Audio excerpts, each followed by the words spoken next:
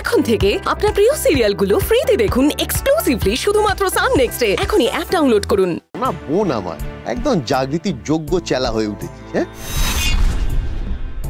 তুমি কি দেখলে অনামিকা এটা কি হলো? হ্যাঁ, এই যে তুমি গেলে ও কিন্তু রান্না করে তোমায় কফি বানাতে দিল না, তুই নিজে কফি বানিয়ে নিয়ে চলে আসলো। একদম মানে শত্রুদেরকে বন্ধু করে নিচ্ছে জাগৃতির মতন। কথা ঘোরাস না দাদা ভাই, যেটা জিজ্ঞেস করছিস সেটার উত্তর দে। কি জিজ্ঞেস করছিস?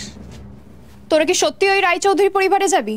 না, একদম যাব না। তুই যদি মানা করিস একদম যাব না। যাবো তো, ঈশা ডেকেছে, জাগৃতি রান্না করবে, বাড়বে, আমরা কবজি ডুবিয়ে খাবো।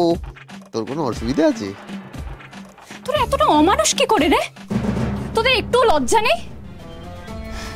তোদের জন্য মা বাবা কত অপমানিত হয়েছে, বৌদিরা কত কষ্ট পেয়েছে, তারপরেও তোদের শিক্ষা হয় না?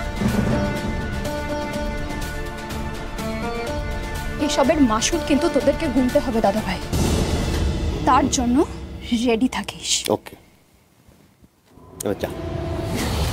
এই পায়েল বলছি, এই জ্ঞান দেওয়াগুলো কি জাগৃতির থেকে শিখেছিস?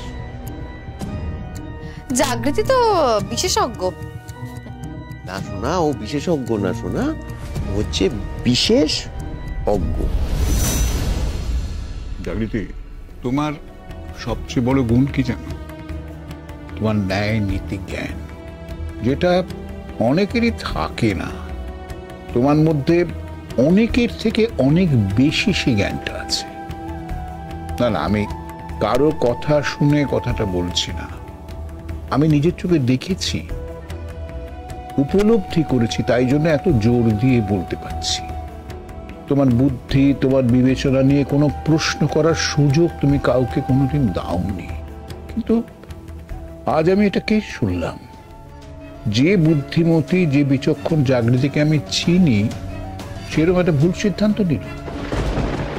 দেখো, এখানে দাদু ভাই, দিদি ভাই নেই, বাকিরা কেউ নেই, তাই কথাটা আমি তুললাম। তুমি ওকে খুব ভালো করে চেনো, ওকে শাসন করো এবং স্নেহ করো, সেটা আমি জানি। তাই ওর কথায় তুমি ওর দাদা বৌদিকে আমাদের বাড়িতে আমন্ত্রণ জানালে। তুমি তো জানো যে ওদের আমি পছন্দ করি না। দাদু, আপনি তো সব সময় আমাকে প্রশ্রয় দিয়েছেন, আপনি এবার দেবেন কিনা আমি জানি না, কিন্তু আমি যদি আপনাকে জিজ্ঞাসা করি, মিহির সঙ্গে যে বা যারা অন্যায় করেছে, আমি তার প্রতিশোধ নিতে চাই, আপনি বিশ্বাস করবেন?